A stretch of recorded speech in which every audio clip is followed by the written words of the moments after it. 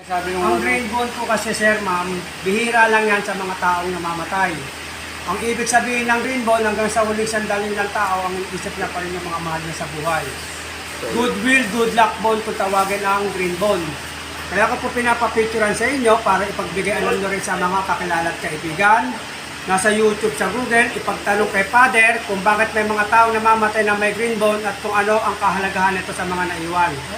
Kapag may ganitong green bone, ma'am sir, karamihan dito isineseparate po to sa bawat relatives lamang sa kadugo. Hindi rin po tayo pwedeng magbigay sa bata, hindi mapapahalagahan. Ang pinaka-importante, mag-family prayer, ang family magpasalamat dahil sa huling sandali po ng taong namatay, ang iniisip na pa rin yung mga naiwan. Ganito po ma'am sir, kapag may ganitong green bone, meron kaming optional na best battle to separate this bone. Kailangan din po natin silang ilagay sa tamang lagayan dahil ang green bone na tinatawag natin, sagrado po ito. Tao at buhay. Pangalawa, ang dami naghahanap yan, bless nga po kayo tulad na sinabi ko. Kaya huwag tayo makakalimot, magpasalamat sa taong namatay. Ito po yung aming optional. Kapag may green bone tayo nakikita, ito po yung optional namin blessed battle. Ito po. Ito pa meron po. Ito po yung optional namin sir ma'am na blessed battle. Karamihan nilalagay ang green bone sa bag, sa altar, at kung merong negosyo, mas maganda sa negosyo. Sa Chinese tradition, kung tawagin nila yan is goodwill, good luck bond, blessing, Yan yung swerte. sinasabi ng mga Chinese. Ito po, 300 is per battle, optional lang kapag may green bone tayo nakikita. Ang green bone nakikita yan kapag tapos ang cremation, nilililis yung buto, tinatanggal natin sir yung hindi parte ng katawan ng tao, katulad ng iwan ng mga damit o may mga bakal, kailangan natin linisin. Kapag may green bone, sineseparate to present sa family.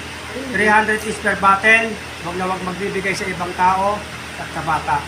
5 minutes to grind, tapos na po tahap. May green bone po. Ayan po. Marami akong hahanapin natin.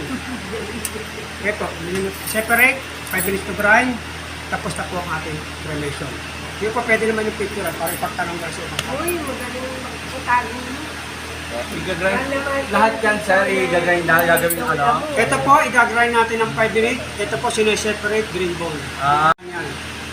Kasi po, karamihan nilalagay yan sa bag para lagi po kayong kasama ng taong namatay ginagabayan sa araw-araw. Hindi naman separate. Pag saan yung boto, saan siya nakalagay? Sa lagayan ng pera. Sa tindahan lang. Nasa YouTube share sa Google at ipagtanong natin kay Father para maintindihan nyo kung saan talaga dapat ilagay ang green bone at ang meron ng mga lalagyan. Talaga? Kung wala naman tayo nakita, wala rin tayo makikita. Nakikita lang yan kapag Good luck sa business yan. Good luck sa business yan. Ano Mari?